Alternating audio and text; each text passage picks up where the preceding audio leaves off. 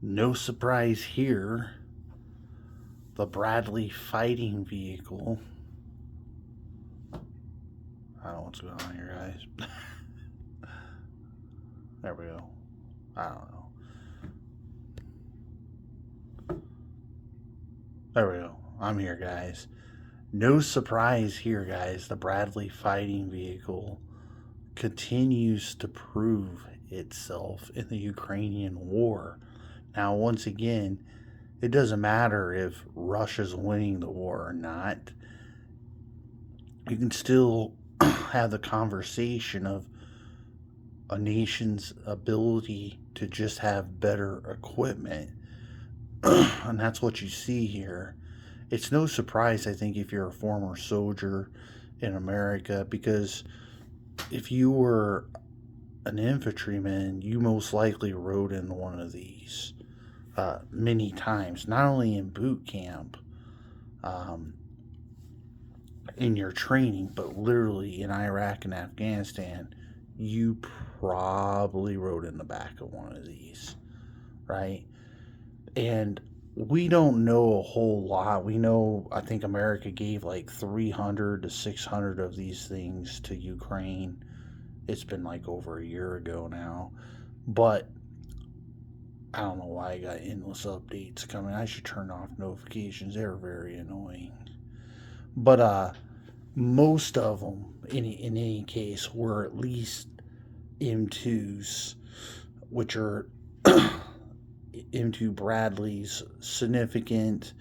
Obviously better than the M1s. They only go as currently as high as an M3. The M3 variant is the one that has most of its air capabilities built into the system. So it has, limited ability to protect itself from aerial targeting. So it's like, think of it in terms of anti-aircraft type capabilities. Those are the ones that we don't think Ukraine has many of, if any, but they definitely have the M2s. And it's just the thing about the Bradley is it was built for a war that never really happened, right? These things would, with along with Abrams back in the day, doctrinal speaking, would have ran through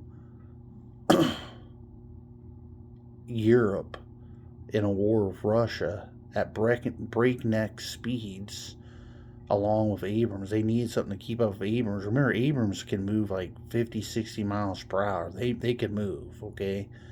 So you need something to keep up with them. Right? They all bring their own unique capabilities. It's what mechanized is, right? It's troops riding on equipment. And these are the best equipments in the world. There's nothing. Like, if I was a soldier again today, I wouldn't trust my life with anything more than a Bradley or a Striker. The reason why they're proving themselves to be better on the battlefield than any other thing is because, well, for one, they've been in nonstop fighting since Desert Storm, right? And but they were built with speed in mind, and nothing has really changed in 100 years of warfare, but really thousands of years of warfare. But if you think about in our American history, and you think about George Patton, he certainly demonstrated that in World War II, right? He was pushing, pushing, pushing, pushing, and pushing, and he was just eroding away the German line one battle after another, right? Patton was one of those guys, if it took 3 days to get to one city to the next city, he got there in one day, right? He was like finding ways to collapse time, basically. And that's a lot what the Bradley fighting vehicles are built on. So they're quick. And when you find out that Ukraine invaded Russia here, what was it, 3 or 4 days ago now, 2, 3 days ago, something like that. No shock that the Striker and Bradley fighting vehicles are what led the way. That actually makes sense. So, Get a good look at that.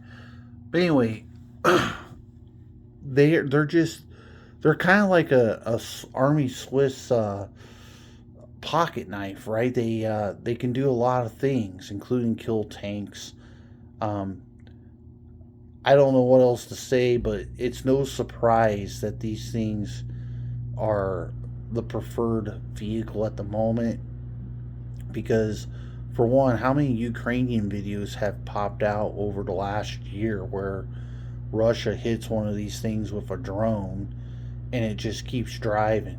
It doesn't kill the troops, it just keeps driving. You know, there was actually a famous video here, I don't know, I think it was over the summer, where it took like, I think it was 6 Russian drones to smash into one of these to actually kill it, to keep it, to actually blow it up. It just kept driving. It actually went in to save some injured soldiers, and then they just kept hitting it and hitting it, and the thing just kept going and going. And then only when it was stopped and they were trying to load the wounded in, did it finally like hit the track or something, blow the track off. And then I think they finally flew one into the hatchet and just blew it up from the inside. But that's how durable they are.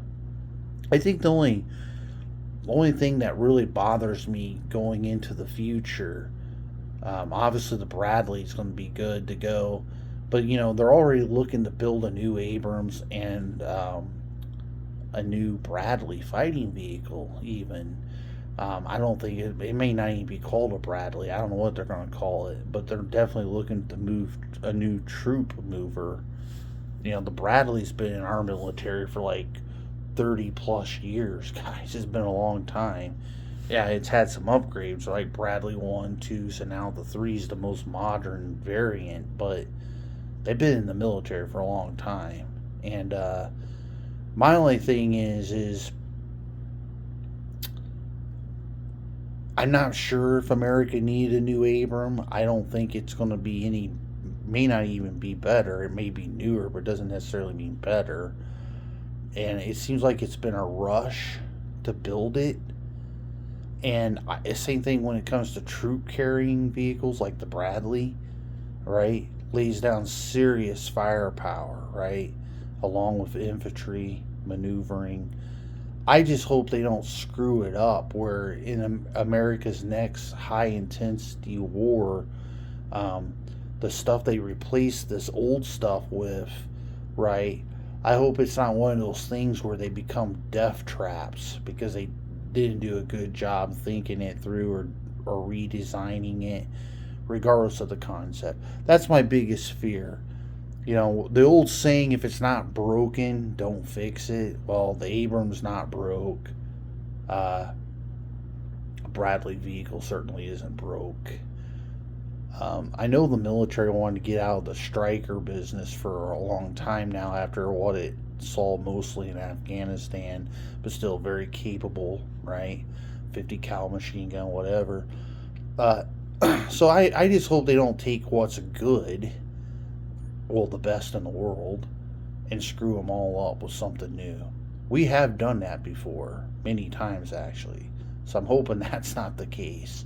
But anyway, guys, this is not a shock. Why do I say that, by the way? Because basically it's this article comes out. Hey, the Bradley Ukrainian forces praises his battlefield performance. Well, it's not shocking, right? If you've been in one of these, trained on it, obviously it has like a 30 plus year legacy of just destroying Russian tanks, and it's basically been involved in every single urban warfare battle that's taken place in Iraq and Afghanistan. There's almost no major battle that you can think of, right?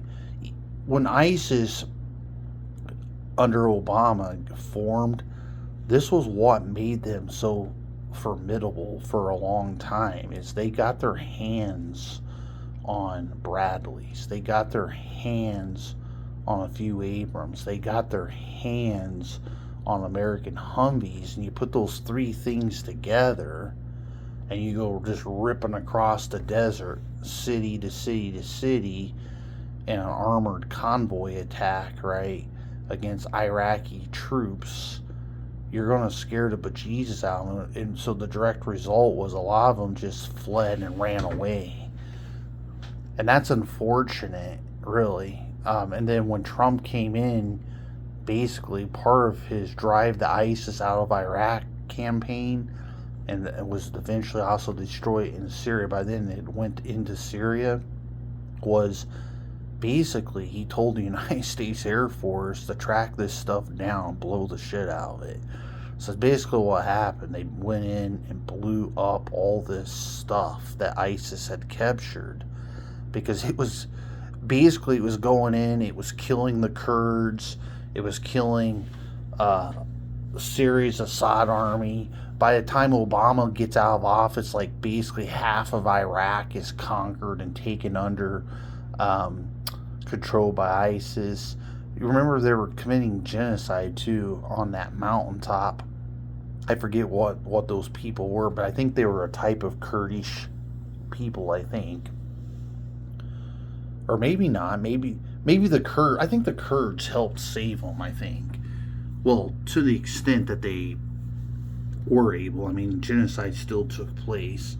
I don't remember. It's been so long back. If you remember, put it in the comment box. But it was like a small sect. It might have even been a Christian sect even. But ISIS was going up this mountain. It was the last place all these people were at the top of this mountain. They were fighting, you know. But ISIS was just going up there, killing them, committing genocide. America started to give air support. Eventually the Kurdish fighters came in and was fighting back against ISIS. And then there was a massive airlift to save a lot of these people. A lot of these people eventually went into the Kurdish-held areas for safety. And in there for a minute, you know, mission accomplished, whatever. But anyway, no shock that the Bradley fighting vehicle is making the difference on Ukraine's battlefield, regardless of Russia's own success as far as gaining. Well, I don't know. 2023 was a disaster for Ukraine, and Russia's been taking small chunks of land ever since, you know, for like 16 plus months. It's a long time. They haven't accomplished a lot. Like, they're not taking square miles upon square miles, but it all adds up after a while, right? And that's the problem Ukraine's having. They got short manpower.